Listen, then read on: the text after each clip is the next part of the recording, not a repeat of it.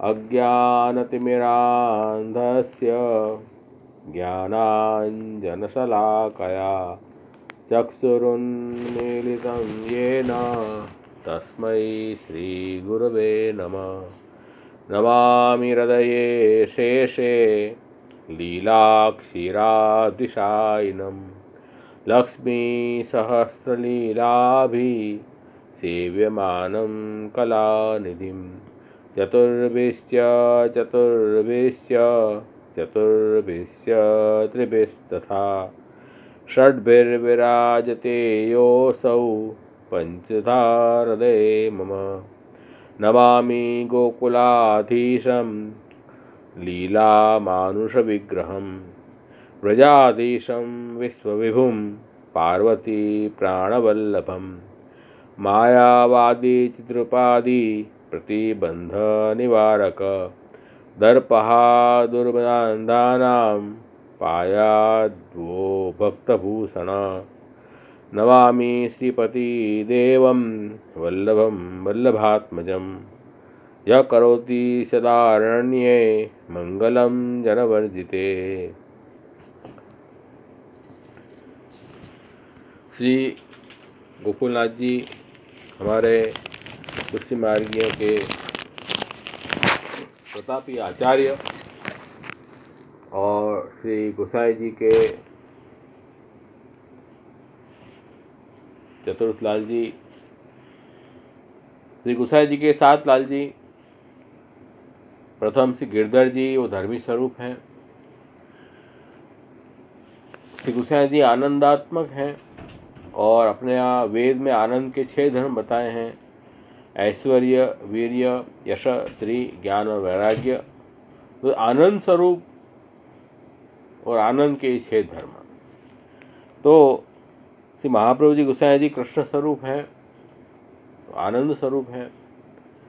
और स्वानुरूप सुत प्रसु नाम रत्नाकर स्तोत्र में श्री गोसाई जी का नाम है कि अपने अनुरूप ही आपके पुत्र हैं। तो श्री गोसाई जी के जो 7 आत्मज हैं वो भी गोसाई जी स्वरूपी हैं। और विहरत सातों रूप धरे श्री गोसाई जी की बधाई में अपन गाते हैं कि श्री गोसाई जी ही स्वयं आप अपने 7 आत्मज के रूप में विहार कर रहे हैं, लीला कर रहे हैं। कहीं आप धर्मी स्वरूप प्रकट करते हैं, 6 गुण प्रकट करते हैं, कहीं आप एक धर्म प्रकट करते हैं। जैसे अपने यहाँ भगवान श्री कृष्ण 10वें स्कंद में एक अध्याय में एक धर्म प्रकट कर रहे हैं, कहीं अपने स्वरूप धर्मी स्वरूप प्रकट करते हैं। इस तरह प्रभु भक्त का निरोध करते हैं।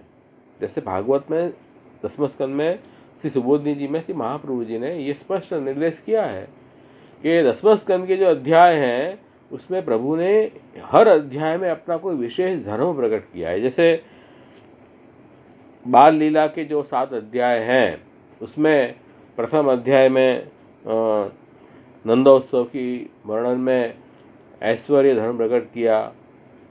उसके बाद में पूतनावध में आपने वीर्य धर्म प्रकट किया। उसमें बाद में शकट भंजन वगैरह लीला में यश धर्म प्रकट किया। और दामोदर लीला में स्त्री धर्म प्रकट किया। और मुखारविंद में विश्वरूप दर्शन कराए वो ज्ञान धर्म प्रकट किया। और यमराजुन वृक्षों का उद्धार किया, वैराग्य गुण प्रकट किया।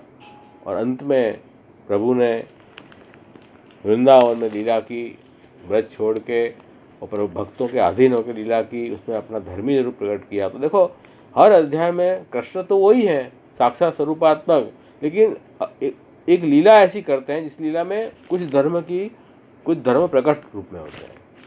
उनके उस लीला के द्वारा उन भक्तों का आप निरोध कर रहे हैं, ये बात है। इसी तरह बिहर 7 रूप धरे श्री गोसाई जी स्वयं कृष्ण स्वरूप हैं और आप अपने 7 पुत्रों के द्वारा लीला कर रहे हैं। हर पुत्रों के द्वारा कहीं आप धर्मी रूप प्रकट करते हैं, कहीं धर्म रूप प्रकट करते हैं। तो अपने यहाँ जैसे वल्लभाख्यान, मूल पुरुष वगैरह ग्रंथों में ये स्पष्ट दिखलाया है कि श्री गिरधर जी धर्मी स्वरूप हैं, मतलब सभी धर्म प्रकट करके आपने दिखाए हैं।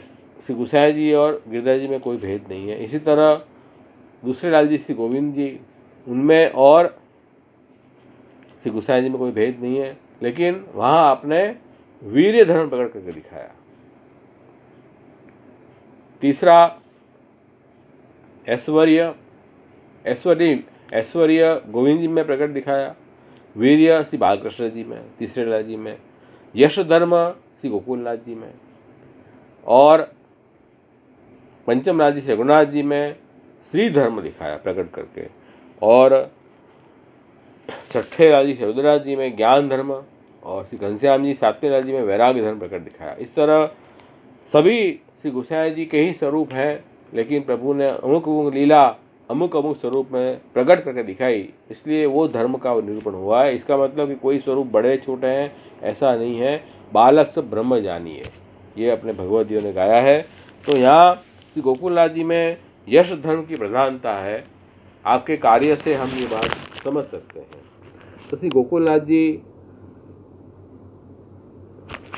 श्री गोसाई जी के चतुर्काल जी सात तरणों प्रतिबिंब रचना, श्री गोसाई जी का ही स्वरूप जहाँ फिर से प्रकट नहीं हो गया हो, ऐसा अनुभव भक्तों को भगवदियों को हुआ है श्री गोकुलनाथ जी के स्वरूप में। और श्री गोकुलनाथ जी जो हैं, सबसे बड़ी बात गोकुलनाथ जी ने हमें क्या सिखाई, ये देखो कि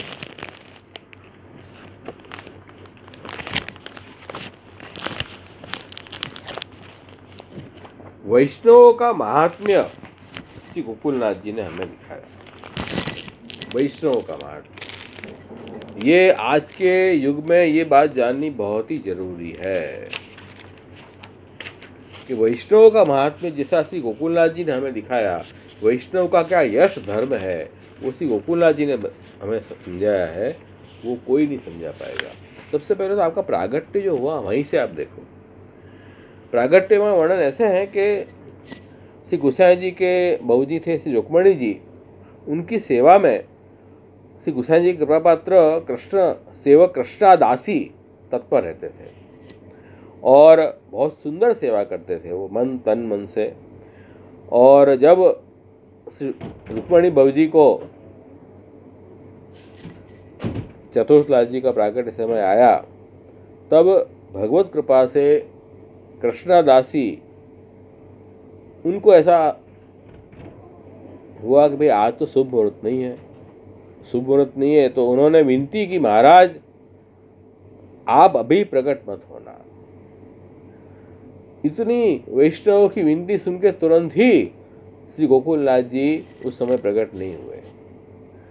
जब मागसर शुक्ल पक्ष सातम का दिन आया, शुभ दिन, तब रात्रि को 1 घड़ी हुई, तब कृष्णदासी ने हाथ जोड़ के प्रभु को विनती की कि प्रभु ये शुभ प्रागट्य का समय है, आप पधारो।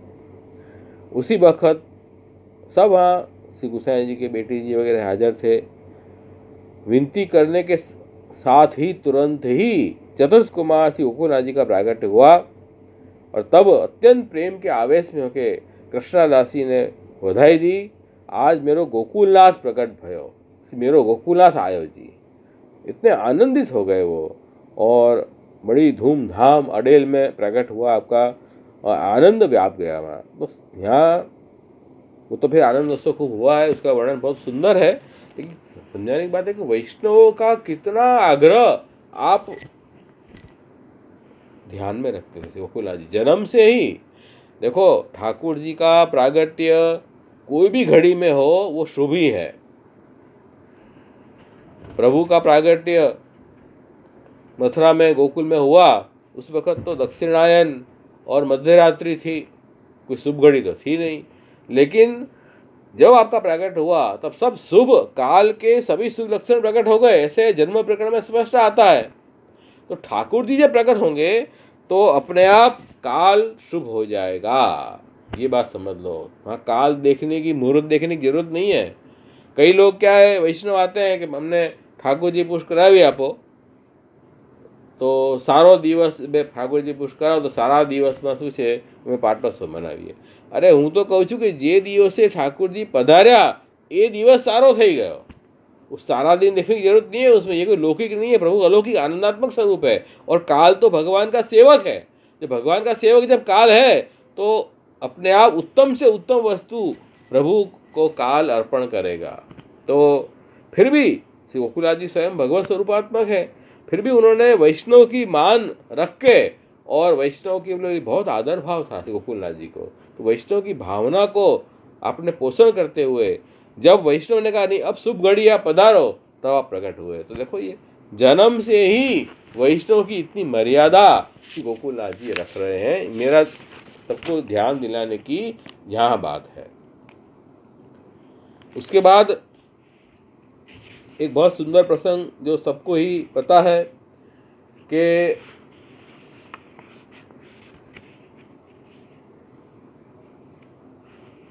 जब गढ़ा गांव में श्री गोसाई जी पधारे उस वक्त देखो कि श्री रुक्मणी जी बहू जी तो लीला पधार गए थे और बालक सब छोटे छोटे थे। श्री गोसाई जी के बहू जी लीला पधार गए थे। तब उन्होंने गोसाई जी ने निर्णय किया कि दूसरे लग्न हम नहीं करेंगे। अब सब वैष्णव ने बड़ी विनती की कि बालक छोटे हैं, आप लग्न कर लो तो अच्छा रहेगा। तो गोसाई जी ने मना कर दी। बहुत विचार किया। रानी दुर्गावती थी गढ़ा की रानी, उन्होंने विचार किया कि कोई ऐसे व्यक्ति से आग्रह कराया जाए कि जिसकी बात श्री गोसाई जी को रखनी पड़े, वो आग्रह माने। तब रानी दुर्गावती जी ने श्री गोकुलनाथ जी को विनती की, बाबा आप भले वय में कम उम्र हो लेकिन आपकी समझ शक्ति बहुत बड़ी है, बड़े व्यवहारू हो, आप सब परिवार का हित में ध्यान में रखते हुए श्री गोसाई जी को विनती करो कि आप दूसरा लग्न करें। श्री गोकुलनाथ जी वैष्णव की बात को टाल नहीं सकते हैं।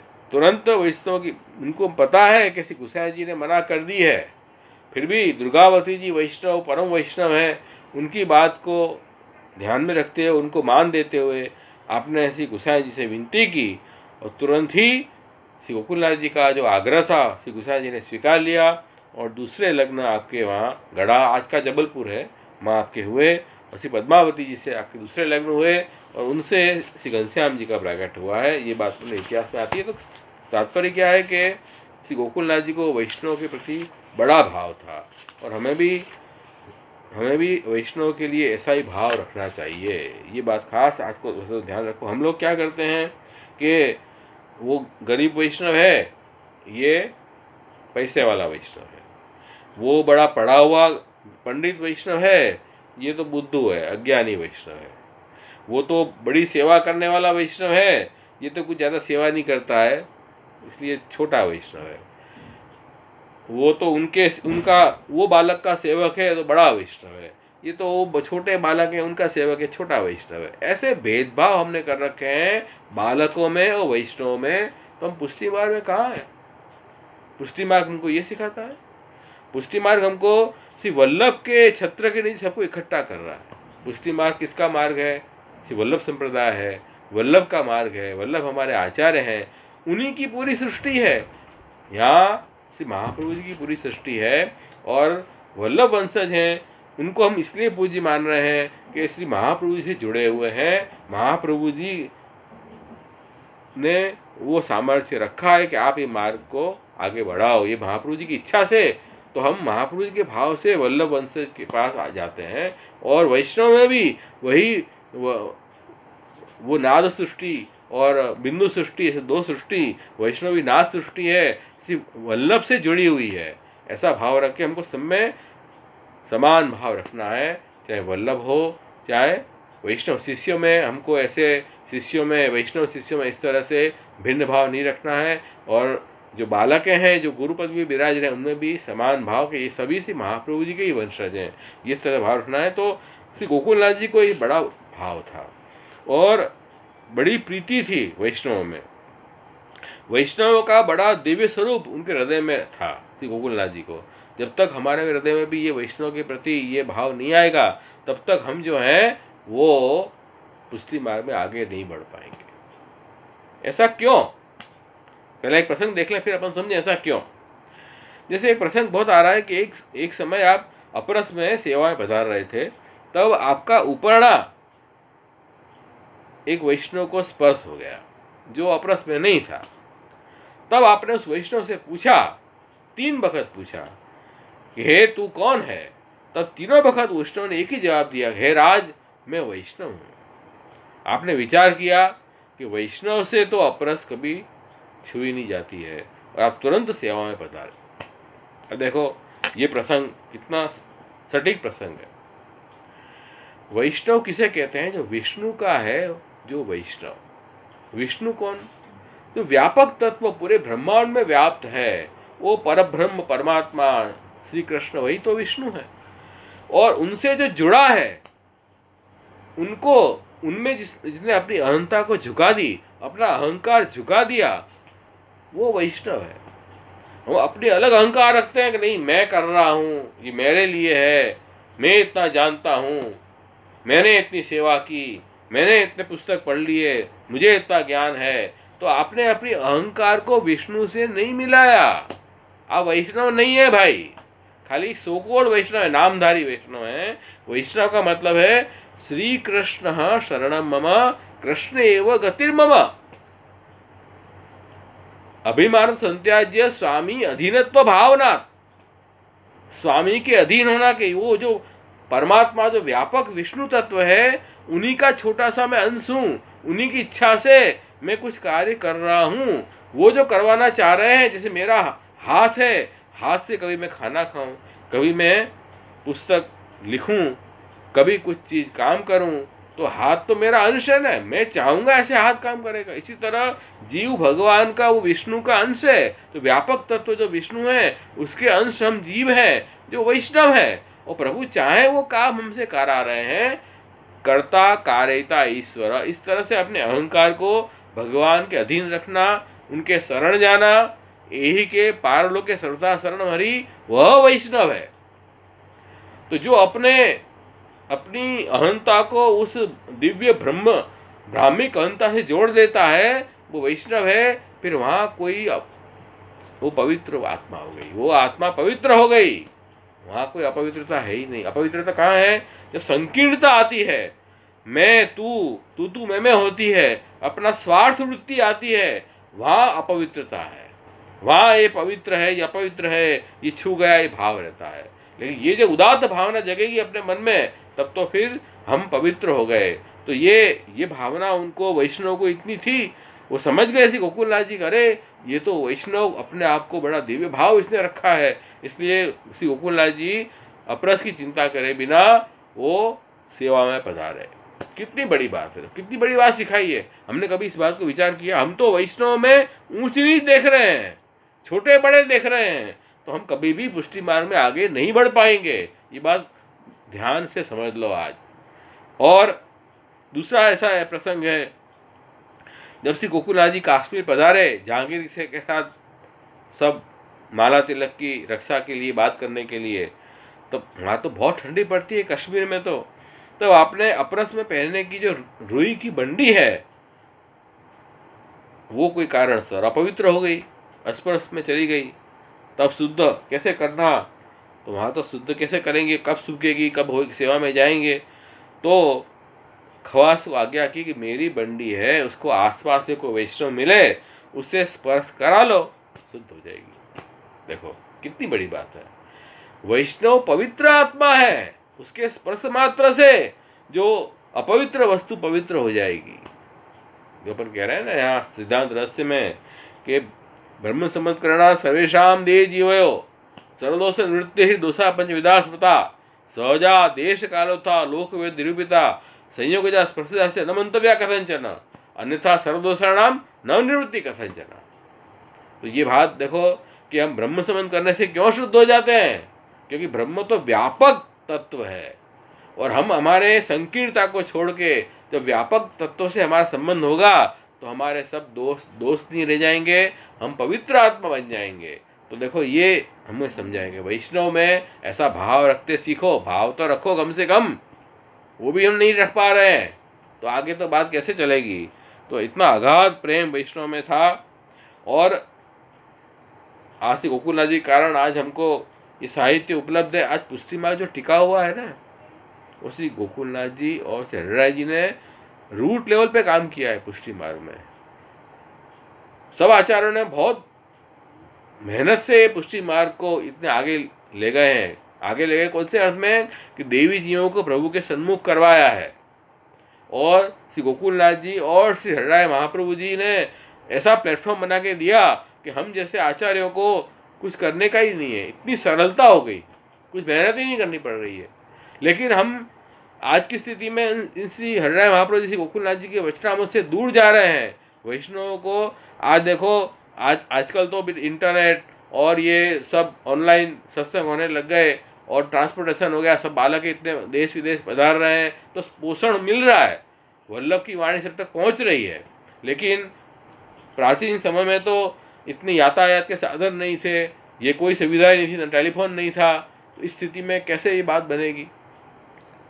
तो श्री गोकुलनाथ जी ने जो हरिराय महाप्रभु जी ने शिक्षा पत्र 84 वैष्णव की वार्ता प्रकट की, वो हर वैष्णव घर में विराजमान थी। और उसी का रोज श्रवण कीर्तन करने से उनका वैष्णवता का भाव दृढ़ होता था। शायद गुरुदेव पधारे कितने साल में पधारते होंगे, तब तक वैष्णव क्या करे। तो ये जो आपने रूट लेवल का कार्य किया, जिससे आज पुष्टि मार्ग की स्थिति बनी रही है, वो उनके कारण हम आज पुष्टि मार्ग की स्थिति इतना भी देख रहे हैं। तो ये तो बड़े हमारे महान आचार्य हैं, बड़े सामर्थ्यवान भगवत स्वरूपात्मक आचार्य हैं। तो उन्होंने बताया कि वैष्णवों से अगाध प्रेम करो और एक अटूट एकी का भाव रखो। ऐसे विभाजन मत करो छोटे बड़े का, और पुष्टि मार्ग में ऐसे विभाजन मत करो। हम सब वल्लभ के हैं, ये हमारी वल्लभ की सृष्टि है, ऐसा भाव रखो। ये खास में समझना है। तो इसी कारण देखो, उनका नित्य क्रम था श्री गोकुलनाथ जी का। नित्य आप भगवत वार्ता सत्संग करते थे नित्य, और उस सत्संग में सुबोधनी जी वैष्णव को नित्य आप अवगान कराते। नित्य, ये आपका नित्य नियम था। तो तब आपने श्री महाप्रभु जी गोसाई जी के जो वैष्णव हैं 84 वैष्णव, उनको ब्रजभाषा में वैष्णव समझे, उनके दिव्य प्रसंगों को वैष्णवों को आप रोज कहते। तो उनके मुख से सो वैष्णवों ने वार्ता सुनी, वो वार्ता को नोट डाउन की। वो वैष्णव की वार्ता फिर अपने आज अपन को प्रसिद्ध फॉर्म में मिल रही है। और श्री गोकुलनाथ जी उन वार्ताओं को अपने तिजोरी में बंद करके रखते थे, इतनी वो निधि है हमारी। तो ये वार्ता सिर्फ सत्य कथा है, इसको आप यूँ मत मानो कि मिथ है। कई लोग ऐसे पुष्टि मार्ग में आज कह रहे हैं कि ये वार्ता से मिथ्या है, इसको मानने की जरूरत नहीं है, केवल सिद्धांत समझो। सिद्धांत कैसे समझोगे? वैष्णव ने उन सिद्धांतों को अपने जीवन में कैसे उतारे हैं, इस तरह से वैष्णव हमें समझाएंगे कि सिद्धांत क्या है। तब उस सिद्धांत से जोड़ो उसको। सिद्धांत और वार्ता दोनों को एक दूसरे का पूरक मानो, तब जाके पूरी बात समझ से आएगी। तो बात सत्य सामने नहीं आएगी। तो सत्य कथाएं हैं, वैष्णव को कैसे जीना वो सिखाते हैं ये। और इसमें मार्ग के सब गूढ़ सिद्धांत सरलता से छुपे हुए हैं। और एक बार तो ऐसा हुआ, सत्संग में वैष्णव की वार्ता का प्रसंग चला, इतना चला कि सत्संग का समय पूरा हो गया। तो कहा कि आज तो सुबोध जी की कथा हुई नहीं। तब श्री गोकुलनाथ जी ने आज्ञा की कि अरे आज तो सुबोध जी की कथा का श्रवण का फल हमको मिल गया, वैष्णव की वार्ता की। तो देखो कितनी बड़ी बात है। हम हर सोमवार को यहाँ सुबोध जी अनुसार भागवत श्रवण करते हैं, लेकिन आज तो स्वयं श्री गोकुलनाथ जी के चरित्र का अवगान करेंगे। तो आज हमको फल मिल गया, इसलिए मैंने कि आज भागवत सत्संग का फल हमको मिल रहा है, यूँ समझो। तो इस तरह से ये कितना वैष्णव में कितना भाव है गोकुलनाथ जी को, ये खास मैं समझाना चाह रहा हूँ कि इस तरह से ये भाव आपको लाना जरूरी है। वैष्णव में ऐसे ऊंचे नीचे भाव मत लाओ, बतलाओ मत लाओ। अरे अपने यहाँ वार्ता आती है, एक निष्किंचन वैष्णव और एक डोकरी की वार्ता, कि वो जो वैष्णव थी एक सेठ की बेटी, तो छोटी उम्र में वो गोसाई जी के सेविका हो गई। तो गोसाई जी ने उनको एक स्वरूप श्री मदन मोहन जी का पधरा दिया और कहा कि भाई तू, वो विधवा थी, क्योंकि तुम्हें बाहर जाना मत, घर में ठाकुर जी की सेवा करना, नहीं तो कोई बाहर जाओगे, कोई अन्य कुछ बात कर देगा तो अपना भगवत भाव अदृढ़ हो जाएगा।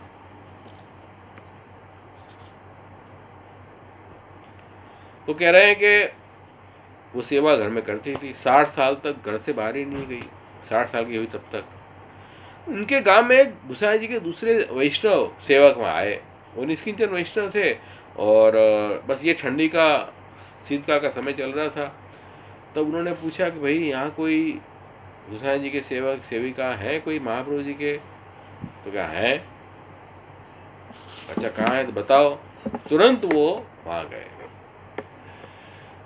अब उन तो कभी जानते ही नहीं थे, वो जो निष्किंचन वैष्णव उन सेठ की बेटी को जानते ही नहीं थे, जीवन में पहली बार मिले। लेकिन संबंध एक क्या था, मैं भी सी गोसाई जी के सेवक और ये भी वही गोसाई जी के सेवक, बस इतनी परिचय काफी है, उससे ज्यादा परिचय की जरूरत ही नहीं है। तो वो तो उन्होंने अपने शीतकाल में निकले हुए थे, तो वहाँ कोई साधन नहीं था, उन्होंने उनके घर गए, परिचय दिया और ठाकुर जी उनको पधराए कि इनकी आप सेवा करो, मैं व्रज यात्रा के लिए निकला हूँ, व्रज यात्रा करके आऊँ। देखो तो ठाकुर जी भी सौंप दिए। कितना वैष्णव में अपनत्व है, मैं वो कहना चाह रहा हूँ, वैष्णव में इतना अपनत्व होना चाहिए। वो कह रहा है ये वैष्णव तमने ओळखता है नहीं, हूँ એને ओळखती नहीं, इस तरह की भावना वैष्णव में हो गई। अरे सबसे बड़ी पहचान तो ये है कि हम श्री पुष्टि मार्गीय हैं, हमारे गुरु श्री महाप्रभु जी गोसाई जी हैं, इससे बड़ी पहचान और क्या चाहिए आपको? इससे बड़ी कोई पहचान नहीं है। उन्होंने तो मुंह नहीं मचकोड़ा सेठ की बेटी ने कि ये दूसरे के ठाकुर जी मेरे वहाँ कहाँ आ गए। ठाकुर जी में भेदभाव करने लगे आजकल लोग, वो तुम्हारा ठाकुर जी, हमारा ठाकुर जी। अरे तो वही कृष्ण सब जगह विराज रहे हैं, वही कृष्ण सबको अनुभव करने के लिए विराज रहे हैं, ऐसे भेदभाव क्यों कर रहे हो? तो उन्होंने ठाकुर जी की सेवा की। बाद में वो तो बहुत बड़ी वार्ता है, अभी उसका प्रसंग नहीं है। तात्पर्य कहने का ये है कि इस तरह से वैष्णव में अपन का प्रेम भाव होना जरूरी है, तभी पुष्टि मार्ग ही प्रेम का मार्ग है, एक बात समझ लो। तो वही मैं बता रहा था कि वैष्णव का जो स्वरूप है, दिव्य स्वरूप, वो हमें श्री गोकुलनाथ जी ने समझाया है। हृदय महाप्रभु जी भी ऐसे ही दयालु थे, ऐसा ही वैष्णव में परम भाव रखते थे। उनके उत्सव में उनकी बात अपन करेंगे। आज श्री गोकुलनाथ जी का उत्सव है। एक और प्रसंग बहुत हृदय भरिया हुआ ऐसा प्रसंग है, यही वैष्णव के महात्म्य का। एक स्त्री पुरुष श्री गोसाई जी के सेवक थे और राजनगर अहमदाबाद में रहते थे। अब क्या हुआ कि दोनों ठाकुर जी की सेवा प्रेम से करते थे। एक बार गांव में दुष्काल हो गया और गाय की सेवा भी करते थे, और गाय को लेने का घास चारा वगैरह मिल नहीं रहा था, और गाय को क्या खिलाना ये प्रश्न था। गाय भी निर्बल हो गई थी। उनका नियम था रोज एक पातल गाय को रखें, फिर खुद प्रसाद लेते। गाय भी सूख गई थी बेचारी, दुर्बल हो गई थी। तब एक दिन वो पुरुष कुछ अनाज लेके घर में आया और स्त्री को कहा कि भाई साफ करके ठाकुर जी की सामग्री इनका कराओ। तब स्त्री साफ कर रही थी अनाज, इतने में बाहर से एक गाय आई और अनाज को देख के वो खाने के लिए दौड़ी, क्योंकि दुष्काल तक खाने का मिल ही नहीं रहा था। तब गाय को दूर करने का बहुत प्रयत्न किया, लेकिन गाय हटी नहीं। तब गुस्से में आके स्त्री पुरुष ने गाय को धक्का मार दिया, ठाकुर जी की सामग्री को ये वो कर रही है। उससे वो गाय गिर के वहीं उसके प्राण निकल गए। अब देखो उनके धक्के से प्राण नहीं गए हैं गाय के, लेकिन वो परिस्थिति ऐसी थी कि गाय इतनी निर्बल हो गई थी कि वैसे भी वो मृत्युग्रस्त ही हो गई थी। लेकिन इनको बड़ा दुख हुआ स्त्री पुरुष को, अरे हमारे हाथ से गौ हत्या हो गई, अब हम क्या करें, हमारे धिक्कार है, हमारे जीवन को बहुत बड़ा अपराध हमारे जीवन में हो गया है, क्या करें, गंगा स्नान करके भी हम पवित्र नहीं हो पाएंगे, हम जी के क्या करें। उन्होंने अन्न जल छोड़ दिया। तब सेवा हम करेंगे जब तक जीवन है तब तक, इस तरह से पश्चाताप करने लगे। तब एक दो दिन बीत गए। उसी वक्त वहाँ राजनगर में गोकुलनाथ जी पधारे, सब वैष्णव दर्शन करने गए। तब ये दो जन तो आए नहीं। गोकुलनाथ जी ने पूछा कि क्यों नहीं आए? तब उन्होंने कहा कि भाई वो खूब रुदन कर रहे हैं, उनसे गौ हत्या हो गई है, इसलिए वो अपने आप को आपका मुंह क्या दिखाए ऐसा मान रहे हैं, तो इसलिए आपको दंडन करने में नहीं आए। वो गोकुलनाथ जी को बहुत ही दुख हुआ, करे एक वैष्णव का इतना ताप कि 3 दिन तक उन्होंने कुछ जलपान भी नहीं किया है। तो गोकुलनाथ जी ने आज्ञा करी कि उनको यहाँ बुलाओ, वैष्णव को बुलाए। फिर कहा कि भाई, फिर वैष्णव ने पूछा हमारा दोस्त कैसे दूर हो। तब श्री गोकुलनाथ जी ने आज्ञा करी कि अरे वैष्णव, तुम्हारा इसमें दोष ही नहीं है, क्योंकि गाय तो वैसे भी मृत्यु के पास आई चुकी थी, तुम्हारे तो धक्के से एक निमित्त हो गया है। तो कहवा ने कि कागनु बेसु ने डालनु पड़वू, गुजराती में कहावत है। तो ये स्थिति है। तो माने नहीं। तब उन्होंने कहा एक काम करो, एक निष्किंचन वैष्णव को प्रसाद ले आओ, तुम्हारे दोस्त दूर हो जाएंगे। देखो वैष्णव का कितना महत्व है। एक वैष्णव को प्रसाद देने से हमारे सब दोस्त दूर हो जाते हैं, कितनी बड़ी बात है। और प्रेम से अमर लिवाव है तो और बड़ी बात है। ये भाव से लिवाव कि हमारे दोस्त दूर हों तो वो गौण है, लेकिन प्रेम से अगर वैष्णव को प्रसाद लिवाव हो तो उससे भी बड़ी बात है। तो कहीं भी दोस्त दूर हो जाएंगे, वैष्णव को प्रसाद लिवा दो। तो गाय को भी लिवाने से हमारे दोस्त दूर होते हैं, वैष्णव को लिवाने से दूर, क्योंकि गाय भी वैष्णव है। तो ऐसी आज्ञा की तो हमारे घर, हम तो गौ हत्यारे हैं, हमारे घर कौन वैष्णव प्रसाद लेने आएगा। तब श्री गोकुलनाथ जी ने कहा चिंता मत करो, मेरा नाम देना, वो वैष्णव को कहना, वो जरूर तुम्हारे घर आएगा। तब सब सामग्री सिद्ध करके ठाकुर जी को भोग धरी। फिर निष्किंचन वैष्णव को घर में पधराए, उनकी सेवा करी, उनको प्रसाद लेना बैठाए, सब सामग्री थोड़ी थोड़ी धरी। तब उन वैष्णव ने एक कोर प्रसाद लिया बस। फिर कहा हो गया। तो उन्हें पूछा अरे ये सब प्रसाद आपने क्यों नहीं लिया। उन्होंने कहा आज इतना ही, आज इतने प्रसाद लूंगा, आपकी जो गो हत्या थी वो दूर हो गई। अब फिर कभी मैं प्रसाद आराम से लेने आऊँगा। अभी क्या भावना थी भाई वैष्णव को प्रसाद लेने की कि भाई हमारी गो हत्या दूर हो जाए, तो वो हो जाएगी, एक कोर में हो जाएगी।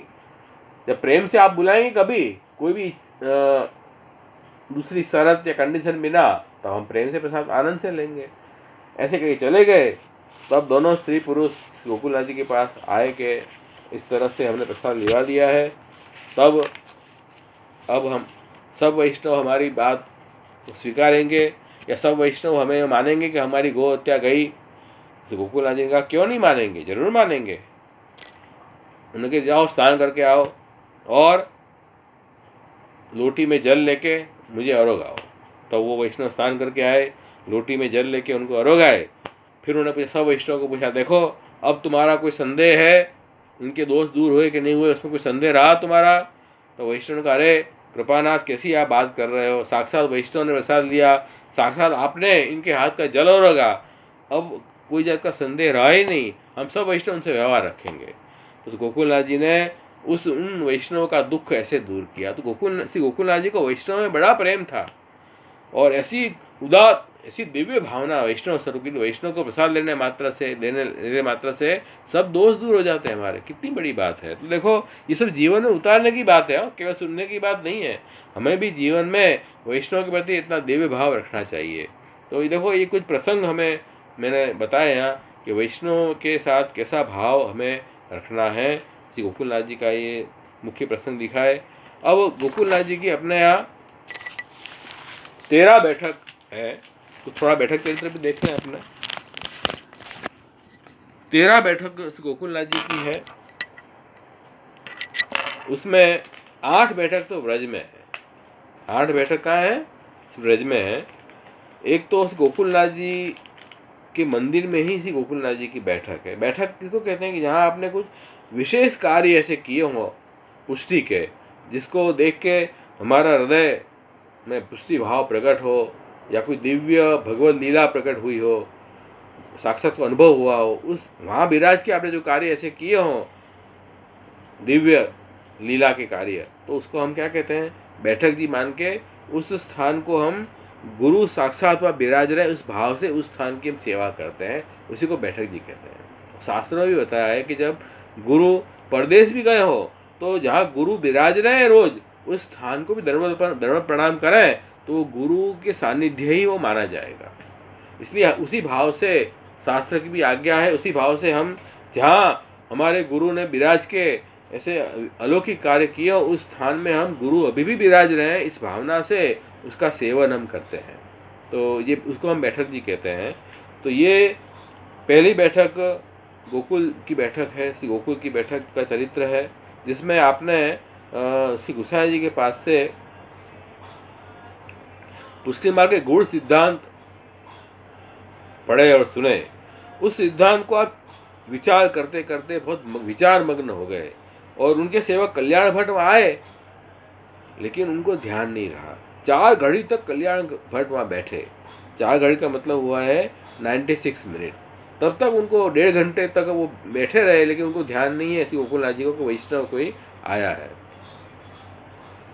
तो उसके बाद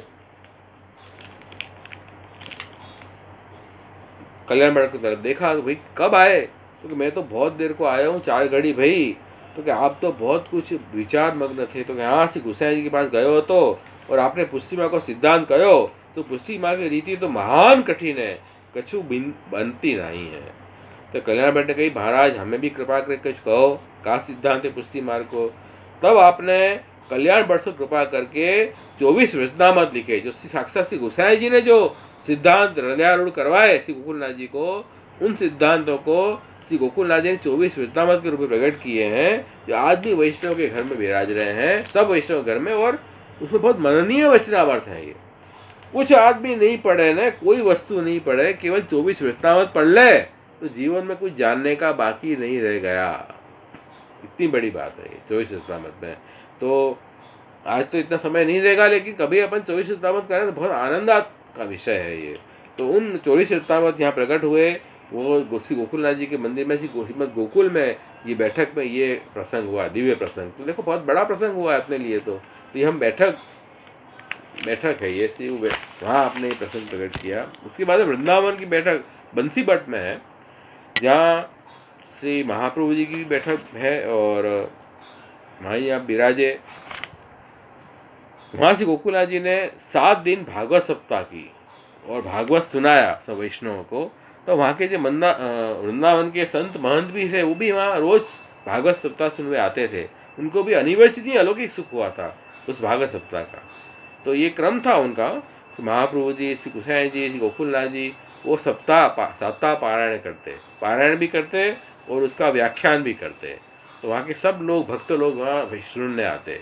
तो ये बहुत बड़ी बात है कि इतने भगवदियों के मुख से भागवत सुनने मिले, इससे बड़ी बात क्या हो सकती है। और वहाँ आपने वल्लभाष्टक की टीका भी, वल्लभाष्टक तो श्री गोसाई जी द्वारा रचित है और श्री महाप्रभु जी का स्वरूप वर्णन है उसमें, और उनकी उस पर व्याख्या गोकुलनाथ जी ने इस बंसी भट्ट की बैठक में ही आपने व्याख्या भी वहाँ लिखी है। तो बहुत अलौकिक आनंद, सुंदर चरित्र यहाँ प्रकट हुआ, जो वृंदावन की बैठक का चरित्र है। उसके बाद राधा कृष्ण कुंड में भी आपकी बैठक है, जहाँ श्री गोसाई जी की बैठक है, पास में ही श्री गोकुलनाथ जी की भी बैठक है। तो श्री गोकुलनाथ जी राधा कुंड कृष्ण कुंड में स्नान करके आप विराजे और वहाँ आपने आज्ञा की कल्याण भट्ट को, देखो यहाँ स्वामी जी सही ठाकुर जी नित्य रमण कर रहे हैं। राधा कृष्ण कुंड ऐसा दिव्य स्थान है, वहाँ नित्य ठाकुर जी अपने स्वामी जी से रमण कर रहे हैं, लीला कर रहे हैं वहाँ। और वहाँ आपने बताया कि यहाँ स्वामी जी का रक्त जड़ित महल है राधा कृष्ण कुंड में, जो दिव्य, जो भगवदीय है, उनके वहाँ दर्शन होते हैं उनको। तो यहाँ आप भागवत सप्ताह करेंगे, ये अच्छे बहुत ठाकुर जी की लीला स्थली है, यहाँ अवश्य अपन भागवत पारायण और सप्ताह करेंगे। तो ये चरित्र आपने वहाँ राधा कृष्ण कुंड में प्रकट किया। तो ये बहुत सुंदर बैठक जी है। आज भी वैष्णव बड़े भक्ति भाव से वहाँ जाते हैं। गोकुलनाथ जी आज भी वहाँ नित्य भागवत सप्ताह कर रहे हैं, ऐसा भाव से वैष्णव दंड प्रणाम भी करते हैं वहाँ।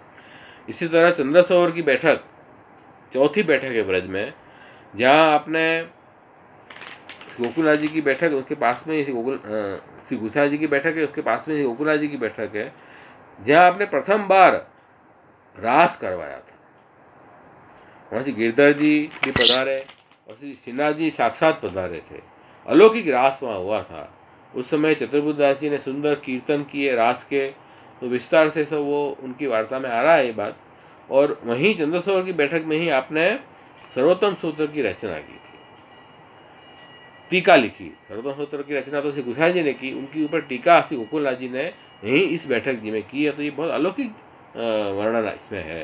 और 1 मास तक वहाँ बिराजे और रास का जो अपने यहाँ क्रम है वो भी वहीं तभी से शुरू हुआ। तब से अपने यहाँ रास रखने में आने का क्रम शुरू हुआ है। श्री गोकुलनाथ जी के समय से ही ये शुरू हुआ है। और आज भी हम रास करवाते हैं। मुंबई में भी हमने रास का क्रम रखा था, और तो इस तरह से आज भी है वो क्रम है। आज भी ब्रज यात्रा में तो नित्य रास मंडली होती है। ब्रज यात्रा में अपन जाते हैं तो 84 वर्ष ब्रज यात्रा में, तो इस तरह से ये क्रम गोकुलनाथ जी ने शुरू करवाया। उसके बाद में जतिपुरा में, गोपालपुर में श्री गोकुलनाथ जी की बैठक है, जहाँ गोकुलनाथ जी का मंदिर है, वहीं बैठक है। और वहाँ बहुत सुंदर अलौकिक प्रसंग आया है वहाँ कि ठाकुर जी को उत्तम सामग्री इंतजार करानी चाहिए। ये सिद्धांत आपने वहाँ अपने वैष्णव सेवक उद्धव त्रिवाड़ी को समझाया। उद्धव त्रिवाड़ी ने रसोई सिद्ध की और महाप्रसाद फिर श्री गोकुलनाथ जी को आरोगाया। गोकुलनाथ जी ने महाप्रसाद लेने के बाद में 4 बार जल आरोगे। तो आने के भी 4 बार क्यों जल आरोगे आप? कारण कहा तो आपने आज्ञा करी, आज तेने खिचड़ी में लौन बहुत डाल दियो, सॉल्ट बहुत डाल दिया। तो आपने आगे की रसोई बहुत सावधानी से करनी, उत्तम सामग्री ठाकुर जी को भोग धरनी। तो ये आपने वहाँ समझाया कि देखो रसोई की कोई भी सेवा बहुत सावधानी से करनी चाहिए, प्रभु को परिश्रम न हो, इस बात का जरूर ध्यान रखना। तो ये 5वीं बैठक, सब अपने आचार्यों की चरित्र ही इतने हैं, हम चरित्र पढ़ें तो हमें सीख मिल जाती है। तो श्री गोकुलनाथ जी ने वैष्णव की वार्ता, 84 वसुमाओं की वार्ता प्रकट की, घरू वार्ता, निज वार्ता महाप्रभु जी की प्रकट की, और महाप्रभु जी के जो 84 बैठक है वो प्रकट किए, बैठक चरित्र प्रकट किए। तो श्री गोकुलनाथ जी का तो हमारे ऊपर बड़ी कृपा हुई है। उनकी कृपा नहीं होती तो आज हम वैष्णव सृष्टि क्या करते। तो इन्हीं वचनामृत हैं श्री गोकुलनाथ जी के, श्री गोकुलनाथ जी के प्रकट किए हुए जो वैष्णव वार्ता और घरू वार्ता, निज वार्ता, बैठक चरित्र, उनसे हमारा भाव पोषण हो रहा है। आज हम पुष्टि मार्ग में स्थित हैं उनके कारण। तो इस तरह से 6ठी बैठक ब्रज में ऐसी गोकुलनाथ जी की है, कामवन में सुरभि कुंड, श्री कुंड है वो, और वहाँ पर लीला स्थली है कामवन में। तो ठाकुर जी नित्य रमण कर रहे हैं वहाँ, तो लीलात्मक भाव है कामवन का। तो सब प्रकार की लीला ठाकुर जी ने कामवन में की है, अनिवार्य सुख दिया है। तो ये यहाँ भी आप विराजे श्री गोकुलनाथ जी भगवत चिंतन करते हैं वहाँ। 7वीं बैठक करौला की बैठक है, जहाँ श्री गोसाई जी की बैठक है, वहीं आपके पास में विराज रही बैठक। व्रज का स्मरण हो रहा है आज, ये सब बहुत आनंद आ रहा है। वेणु गीत का सुबोधनी जी का प्रसंग वहाँ चला, और आपने रसावेश में आके सब वैष्णवों को इसका रसपान कराया वेणु गीत का। सब वैष्णवों को देहानुसंधान भी नहीं रहा, ऐसे रसपान हुआ। तो ऐसे श्री आपने सब वैष्णवों को खूब कृपा की, महाअलौकिक आनंद वहाँ हुआ। करौला की बैठक का चरित्र है। और फिर 8वीं बैठक व्रज की जो रासोली में है, कोटवन जाते हैं तो रास्ते में ये रासोली गांव आता है, रासोल गांव, वहाँ पर ये बैठक है। वहाँ ब्रजवासी बता रहे हैं कि वहाँ एक चौतरा है, वहाँ परिक्रमा करते हैं तो उसके दर्शन वैष्णव करते हैं। तो वहाँ भी महाअलौकिक आनंद आपने किया, और अपने वैष्णवों को भ्रमर की सुबोधनी जी आपने सुनाई, व्याख्यान किया था। 3 प्रहर तक अनिवार्य सुख हुआ था। तो ये रासोली की बैठक में श्री गोकुलनाथ जी का भी अलौकिक प्रसंग है। उसके बाद अडेल में तो आपका प्रागट्य हुआ था, और वहाँ आपने भागवत सप्ताह की थी, वहाँ भी आपका चरित्र है। वहाँ आपने गिरधर जी गोसाई जी सेवा में विराजे थे। अडेल की बैठक की बात है। और सब पंडित हैं, मायावादी लोग सब चर्चा करने आते, तो श्री गोकुलनाथ जी ने उनसे चर्चा की, शास्त्रार्थ किया, और सबको शास्त्र में निरुत्तर करके वापस भेज दिया। और आप तो सबने स्वीकार किया कि श्री गोकुलनाथ जी साक्षात ईश्वर स्वरूप है, क्यों ना हो, श्री गोसाई जी के पुत्र तो ईश्वर ही होंगे। तो इस तरह से वहाँ अडेल का भी अलौकिक चरित्र श्री गोकुलनाथ जी का। उसके बाद में सौरम जी और एक काश्मीर की बैठक, 2 बैठक है, जो 10वीं और 11वीं बैठक। इसमें इसमें भी देखो, यहाँ सौरम जी की बैठक जो है, वहाँ में आपने गंगा स्नान करके आप विराजे, वहाँ भी आपने सप्ताह, भागवत सप्ताह की, और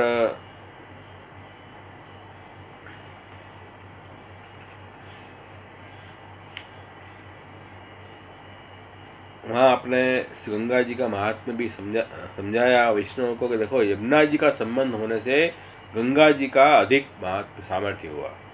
गंगा जी का संबंध यमुना जी से नहीं हुआ, तब तक गंगा जी का सामर्थ्य अधिक नहीं हुआ था। तो अब भक्ति मुक्ति दोनों के दाता श्री गंगा जी भी हुए। ये बात श्री महाप्रभु जी ने यमुनाष्टक में भी बताया, समझाई है वही बात को, क्योंकि यमुनाष्टक के 3 श्लोक हैं अंतिम, उसकी व्याख्या श्री गोकुलनाथ जी ने लिखी श्री गोसाई जी की आज्ञा से। तो गोसाई प्रथम बार श्री गोसाई जी ने उनको आज्ञा की, भाई देखो मुझे समय नहीं मिल रहा है, तो आप अवशिष्ट जो 3 श्लोक है उनकी टीका व्याख्यान आप लिख दो। तो सौरभ जी में इसका रहस्य भी आपने समझाया अपने वैष्णवों को। उसके बाद कश्मीर की बैठक, माला तिलक के रक्षक श्री गोकुलनाथ जी सभी जान रहे हैं बात को, और वो माला तिलक की रक्षा करने के लिए श्री गोकुलनाथ जी 70 साल की अपनी उम्र में, 70 ईयर्स ओल्ड थे आप, और आप जहांगीर को मिलने के लिए ठेठ काश्मीर पधारे। भक्ति माँ की स्थापना भी आपने की वहाँ, और माला तिलक नहीं करने वैष्णवों को, ऐसा जो जहांगीर का जो कानून पास हुआ था उसके विरुद्ध आपने सत्याग्रह किया। सब वैष्णवों को साथ में लेके आप कश्मीर पधारे हैं। तो वो कश्मीर में भी आपकी बैठक है। वो आज तो शायद सेवा वगैरह होती नहीं, लुप्त है, लेकिन वहाँ बैठक है, वो ज़रूर है। तो वहाँ आपने बड़ा सत्याग्रह करके और भक्ति माँ की स्थापना की।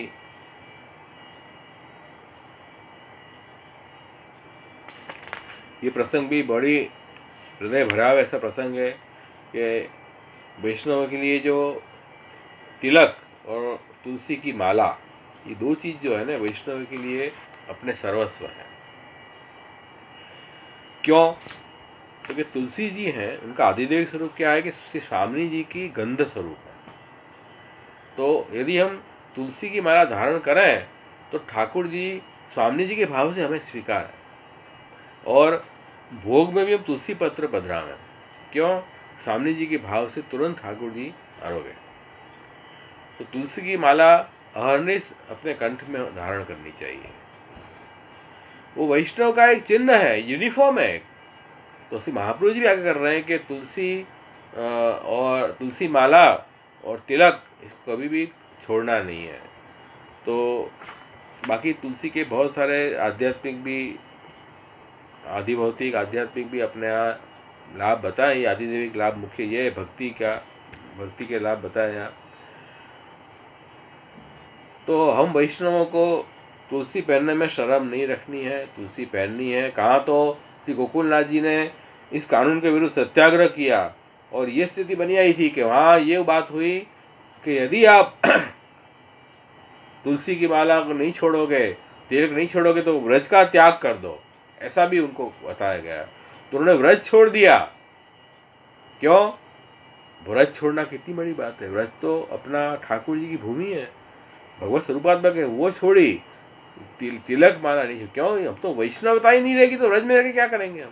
तो वैष्णवता ही नहीं रहेगी हमारे में, तो व्रज में तो कई लोग रह रहे हैं। व्रज में तो कई लोग रह रहे हैं। आज मेष लोग भी व्रज में रह रहे हैं, तो उनका उद्धार थोड़ी होगा। वैष्णव भाव होगा तब तो व्रज में उद्धार होगा ना। तो व्रज उन्होंने, व्रज के बाहर विराजे आप। और तो जब ऐसी स्थिति है तो आज के हम लोग क्यों शर्माते हैं? तिलक करने में, कंठी पहनने में नहीं शर्माना चाहिए, अवश्य हमको उसको धारण करना चाहिए। आजकल फैशन में कई लोग शर्माते हैं, तो ये बहुत गलत बात है। तो इसको ध्यान रखो। और दूसरी बात, तिलक जो है वो अपने अहंकार को प्रभु के आगे झुकाने का प्रतीक है कि ठाकुर जी का चरणारविंद है, वो हमारे सदा हमारे मस्तक में बना रहे, दीनता का भाव हमें रहे। इसीलिए हम तिलक धारण करते हैं। हमारी जो बुद्धि है पवित्र रहे। बुद्धि पवित्र कैसे रहेगी कि हम ठाकुर जी के हैं, ठाकुर जी मेरे हैं। ऐसा भाव कब होगा? जब हम तिलक को धारण करेंगे, तो हमें याद दिलाता रहेगा तिलक। तो ये माला तिलक तो धारण नहीं कर सकते, ऐसा जो वटहुकम आया था राजा का वो आपने दूर करवाया। और जब ये दूर हुआ तब सब चारों संप्रदाय के आचार्यों ने मिलके श्री गोकुलनाथ जी को तिलक किया। विनती किनी के चारों संप्रदाय के दीक्षित आप ही हो, आपने ही हमारा धर्म रखा है वैष्णव संप्रदाय का। और गोकुलनाथ जी को खूब सम्मान किया उनका। तब बादशाह ने दंडोत करके एक मोती की अमूल्य माला श्री गोकुलनाथ जी को भेंट की। श्री गोकुलनाथ जी ने गंगा जी में डाल दी वो माला। तब किसी ने कहा कि अरे राजा, आपकी जो माला थी वो तो श्री गोकुलनाथ जी ने नदी में पधरा दी। तब बादशाह ने विनती की गोकुलनाथ जी को, अरे वो तो हमारे बेगम की माला है, वो वापस दे दीजिए, मैं आपको दूसरी माला भेंट करता हूँ। वो भी अब क्या करते हैं गोकुलनाथ जी वो जानने के लिए। तो आपने आज्ञा की ऐसा है तो एक काम करो, गंगा जी में नदी में हाथ डाल के अब माला निकालो। उन्होंने हाथ डाला तो एक साथ 20 माला उनके हाथ में आ गई। सब एक समान थी, सब अमूल्य माला थी। तो आपने आज्ञा की जो तुम्हारी माला हो ले लो। तब राजा को अपनी भूल स्वीकारी करे, ये तो ईश्वर स्वरूप है, इनकी मैं परीक्षा ले रहा हूँ, ये ठीक नहीं है। तब उन्होंने विनती की, महाराज आप तो साक्षात ईश्वर हो और आपके कारण ही मैं राजा बना हुआ हूँ, और मेरा अपराध क्षमा करो और माला अंगीकार करो। तब आपने कही कि सब माला गंगा जल में डाल दो, तो डाल दी। फिर कहा अब तुम्हारी माला अंगीकार हो गई। ये महात्म्य जो है आपने कश्मीर की बैठक में भी दिखाया। तो अलौकिक चरित्र देखो हमारे आचार्यों की, ये लीला है और क्या है, लीला अवगान कर रहे हैं, भागवती कर रहे हैं आज तो। उसके बाद गोधरा में, गुजरात में बैठक, गोधरा में बैठक है। नागजी भाई जो श्री गुसाई जी के सेवक, उनके घर में श्री गुसाई जी की बैठक है। उसके पास में श्री गोकुलनाथ जी की बैठक है। श्री गोकुलनाथ जी गोधरा पधारते तब नागजी भाई घर में अवश्य बैराते। तब उन्होंने एक बार देखा कि नागजी भाई के जो घर है उसकी भीत गिर गई है, कमजोर हो गई है। तब श्री गोकुलनाथ जी ने आज्ञा की वैष्णव को कि इनकी भीत बनवा दो। तब सब वैष्णव ने कहा कि अरे आप द्वारका बाजार के आओ, तब तक हम सब घर तैयार कर देंगे। तब श्री गोकुलनाथ जी वापिस पधारे।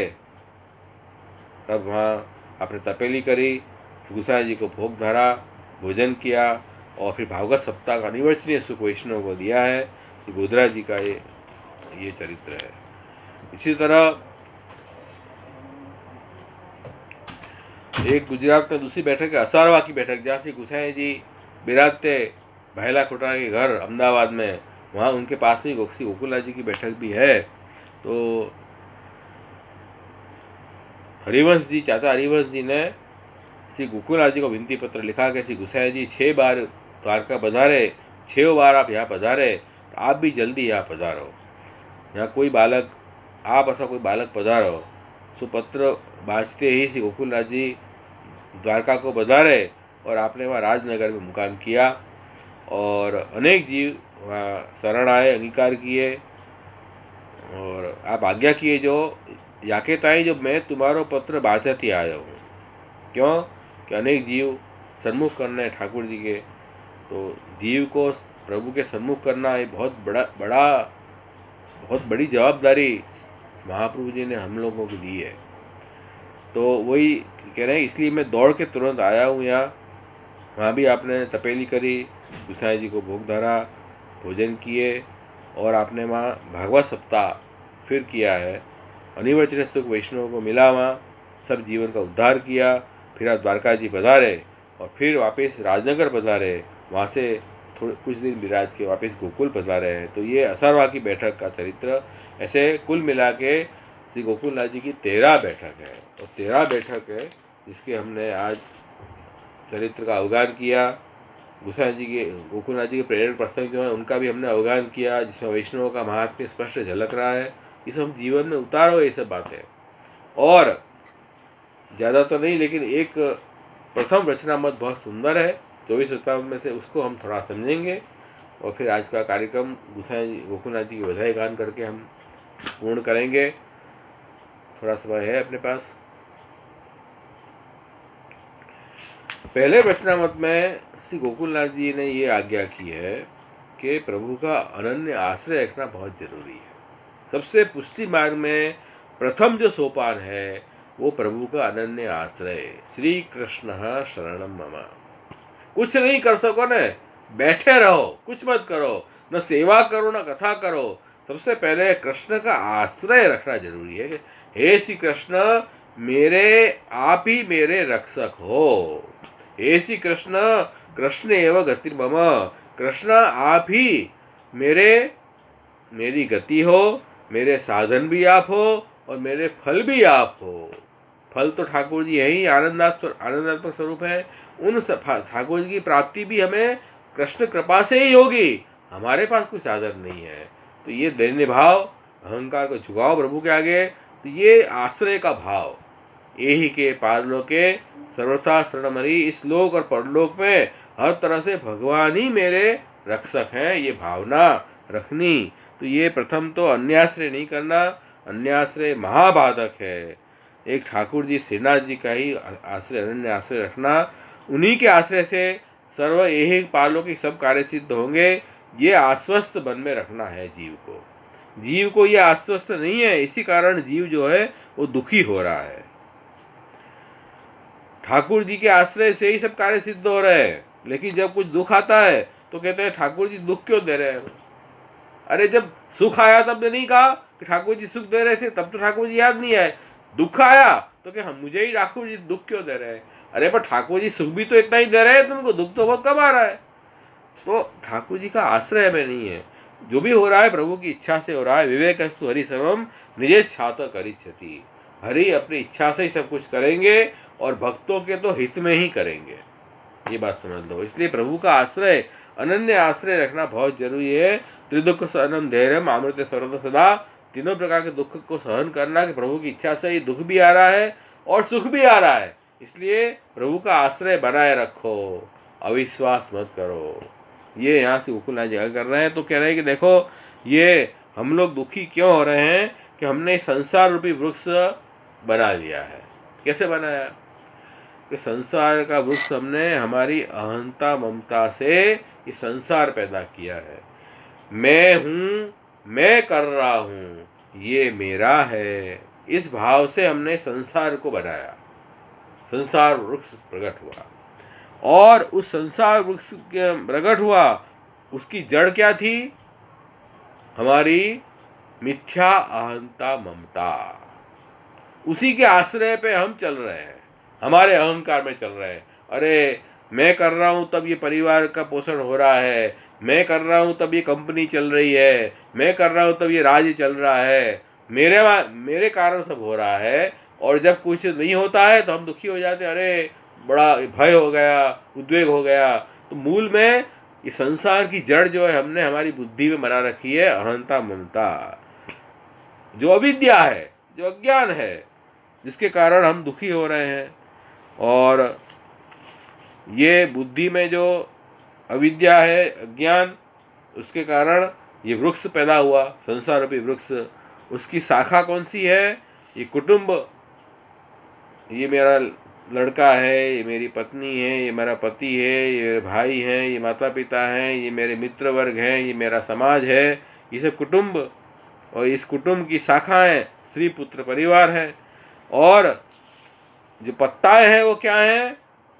मन और देह संबंधी अनेक मनोरथ हैं कि मैं ये काम करूँगा, वो काम करूँगा, ये मकान खरीदूंगा, वो मकान खरीदूंगा, वो गाड़ी लूँगा, ये गाड़ी लूँगा, वहाँ घूमने जाऊँगा, यहाँ घूमने जाऊँगा। मन में अनेक तरंगे उठ रही है और उसके फल, वो तरंग पूरी हो जाए तो सुख मिल जाता है, वो तरंग पूर्ति नहीं होती है तो दुखी हो जाते हैं हम।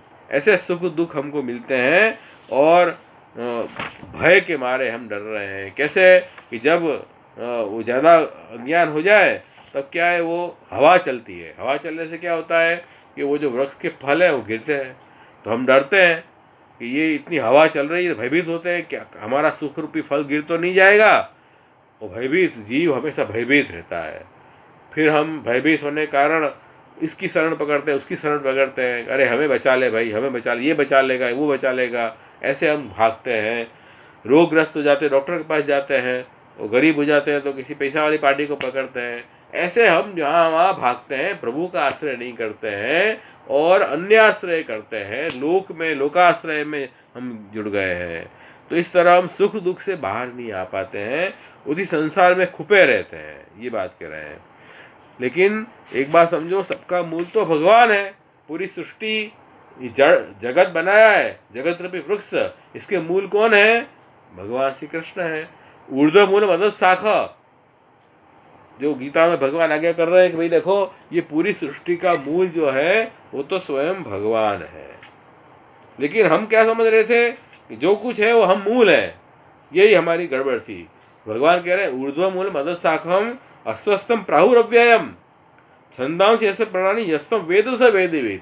तो ये सब जगत के मूल तो भगवान श्री कृष्ण श्रीनाथ जी हैं, उनका आश्रय करो ना। जब आपका जो मूल मजबूत होगा तो वृक्ष में कोई तकलीफ नहीं होगी, फिर वृक्ष के फल को भी कोई गिराएगा नहीं, फिर कोई भय नहीं है। तो मूल तो हमारे भगवान है। और फिर जब मूल भगवान को मान लिए हमने, तब फिर मुझे कोई चिंता नहीं है। अब वृक्ष तो गिरने वाला ही नहीं है कि मूल तो बहुत मजबूत है, फिर हमें लौकिक अलौकिक की चिंता नहीं है। लेकिन हम भूल जाते हैं, जब मूल को भूल जाते हैं तब हमको चिंता लगी रहती, उद्वेग भय से हम ग्रस्त हो जाते हैं। और फिर हम उस उद्वेग भय और दुख से छूटने के लिए प्रभु को छोड़ के अन्य का आश्रय करते हैं, खुद का अभिमान करते हैं, मैं कुछ कर लूँगा, मेरे पास ये शक्ति है। इस तरह के भाव फिर मन में आते हैं। इसलिए सबसे पहली बात तो ये है, वो फिर लोक में कोई मिल जाएगा, अरे उस देवता की मन्नत मानो, उसका भला हो गया, देखो तुम्हारा भला हो जाएगा, तुम वो दोहरा धागा बांध लो, ये कर लो, वो ग्रह को ज्योतिष को दिखा दो, वो ज्योतिष कुछ तुम्हारा कुछ बताएंगे उपाय, उससे तुम्हारा कार्य सिद्ध हो जाएगा। ऐसी भावना है, फिर सब लोग अलग अलग बताते हैं, वो फिर हमें अन्याय में प्रेरित करते हैं और कष्ट में से और दूसरा कष्ट पैदा होगा। इसलिए एक बात समझो, ज्योतिष विद्या में ही कहा है कि ये जो ग्रह वगैरह है वैष्णव को बाधा नहीं होती है। ये ग्रह वगैरह किसको भारी हैं? जिसको ठाकुर जी का आश्रय नहीं है, जो अन्य आश्रय कर रहे हैं, उनको ये ग्रह बाधा पहुंचाता है। जो प्रभु के भक्त हैं उनके ऊपर कोई नजर भी नहीं डाल सकता। स्वयं जो मृत्यु के राजा है, यमराजा, उन्होंने कहा है कि जो भी मेरे कृष्ण के जो भक्त हैं, जो कृष्ण की सेवा स्मरण करते हैं, उनके पास उनके सेवकों कह दिया तुम जाना भी मत, नजर भी मत करना उधर। तो हमें वैष्णव को किसी ग्रह बाधा से डरने की जरूरत नहीं है। ज्योतिष कुछ भी बोले, अपन को यहाँ कान से सुन के यहाँ से निकाल देना। हाँ, ज्योतिष का उपाय हम क्या करते हैं? अच्छे शुभ मुहूर्त देखने के लिए करते हैं, क्योंकि हमारे शास्त्र में बताया ये कार्य अच्छे मुहूर्त में करना है, तो उसकी शास्त्र की मान मर्यादा रखकर करते। ऑफिस भी तो हम टाइम से खोलते हैं कि नहीं खोलते हैं? 9 बजे ऑफिस खोलनी चाहिए। अब आप घर में काम कर रहे हैं, वहाँ भी तो लैपटॉप लेके बैठ जाते हैं 9 बजे, तो वहाँ भी तो समय का ध्यान तो रखते हैं कि नहीं रखते हैं? ऐसे ही हमें शास्त्र में हमको बताएं ये कार्य आपको ये कार्य ये टाइम में करना है, तो वो टाइम का ध्यान रखना चाहिए। तो वो अन्य आश्रय नहीं है। लेकिन हम शास्त्र में वो ज्योतिष की कुंडली देख के तुम्हारे में ये ग्रह बाधक है, ये ग्रह बाधक है, इसकी ये पूजा कराओ, वो पूजा कराओ, वो अन्य आश्रय है, वो महाबाधक है, वो नहीं करना है। तो ज्योतिष काल निर्णय के लिए बहुत अच्छा है, उसको हम स्वीकारते हैं, पंचांग भी स्वीकारते हैं, और हमें अच्छे समय से अच्छे अच्छे कार्य करने चाहिए, वो भी हम करते हैं, उसकी कोई बात नहीं है। लेकिन फलादेश से हम जो हमारी बुद्धि प्रभु को भूल के और फिर दूसरे सब देवता ग्रह के चक्कर में उनका पूजा करो, उनकी पूजा करो, तो हमारा प्रतिबंध दूर होगा। देखो, प्रतिबंध तो ठाकुर जी की इच्छा होगी तो होगा, नहीं तो नहीं दूर होगा। तुम अन्याश्रय भी कर लोगे तो भी ठाकुर जी की जो इच्छा न हुई तो प्रतिबंध दूर नहीं होगा, क्योंकि ठाकुर जी ने स्वयं ने कहा है कि अन्य देवता भी मेरी इच्छा अनुसार ही फलदान करते हैं। अगर प्रभु की इच्छा फल देने की नहीं है तो अन्य देव भी आपको फल नहीं दे पाएंगे, और प्रभु की इच्छा है तो ठाकुर जी फल दे देंगे, फिर अन्य देव के आश्रय लेने की जरूरत ही नहीं है। इसलिए कह रहे हैं कि श्री गोकुलनाथ जी ने आज्ञा की कि सबसे पहले तो अन्य आश्रय छोड़ो, अनन्य आश्रय प्रभु का रखो। अन्य आश्रय कर रहे हो तो दुर्बुद्धि जीव हो, पुष्टि मार्ग में तुम्हारा कुछ भी नहीं हो सकता, कोई बात में सफल नहीं होगे। जो अन्य आश्रय किया तो आप कितनी भी सेवा कर लो, कथा कर लो, स्मरण कर लो, सब व्यर्थ हो गया। एक छोटा सा छिद्र हो गया मटकी में, तो मटकी का पानी खाली हो गया। पूरी भर दोगे मटकी तो भी वो पानी जल टिकेगा नहीं उसमें, ये बात समझ लो। इसलिए दृढ़ता करो, ठाकुर जी करेंगे सोई अच्छा होगा, वो करेंगे वही होगा, ऐसे भाव हृदय में रखना बहुत ही जरूरी है। उसके बाद दृढ़ता रखकर आगे बढ़ो तो दुख तत्काल निवृत्त होगा।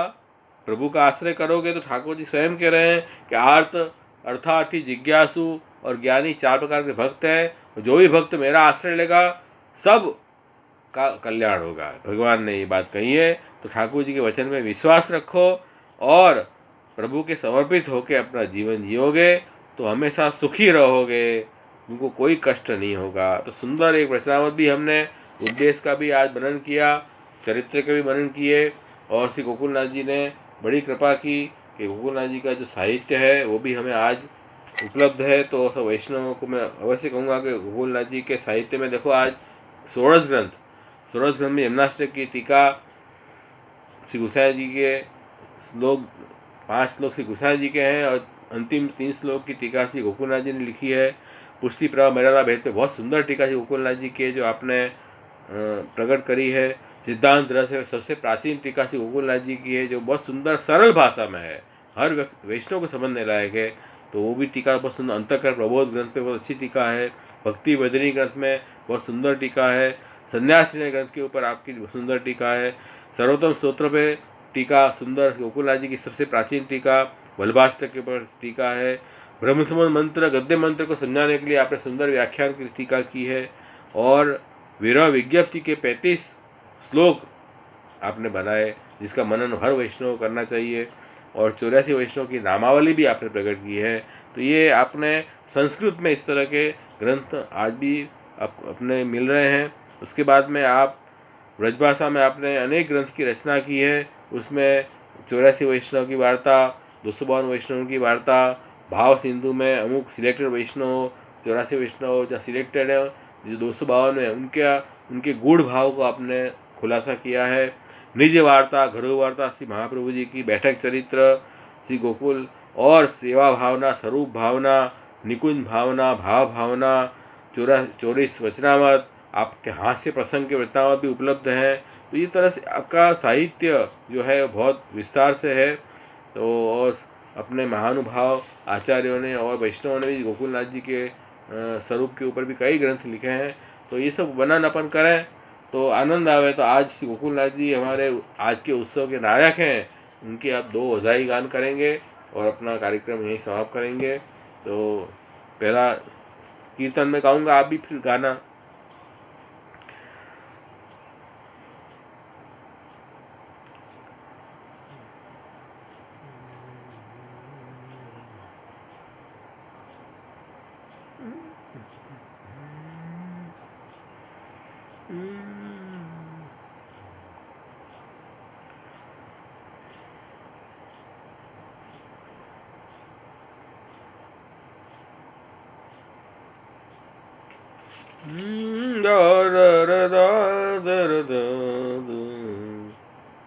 आज हमारे मंगल माई, आज हमारे मंगल माई, आज हमारे मंगल माई, आज हमारे मंगल माई, प्रगट भये पूरण पुरुषोत्तम, प्रगट भये पूरण पुरुषोत्तम, श्री गोकुलेश सुखदाई, श्री गोकुलेश सुखदाई, आज हमारे मंगल माई, तिहु लोक में आनंद उपजो, तिहु लोक में आनंद उपजो, घर घर बजत बधाई,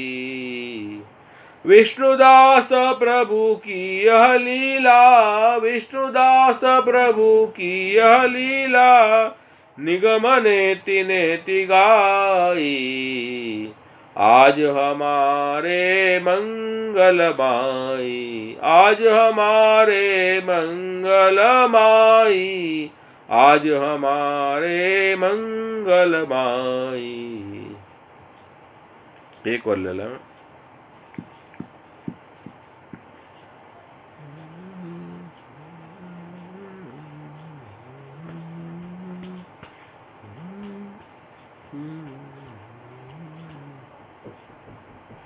यह आनंद सबको बड़ भागी, यह आनंद सबको बड़ भागी।